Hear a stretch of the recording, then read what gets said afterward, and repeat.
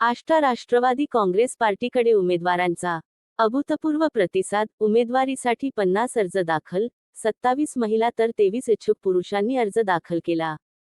आष्टा नगरपरिषदेच्या आगामी निवडणुकीच्या पार्श्वभूमीवर राष्ट्रवादी काँग्रेस पार्टीकडे उमेदवारांचा प्रतिसाद प्रचंड वाढलेला दिसत आहे.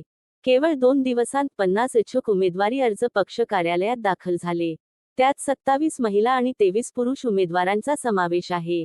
वाढता ओघ पाहता पक्षाने अर्ज भरण्याची मुदत 1 दिवसांनी वाढविण्याचा निर्णय घेतला आहे, ज्यामुळे इच्छुक उमेदवारांना अजूनही अर्ज सादर करण्याची संधी मिळेल.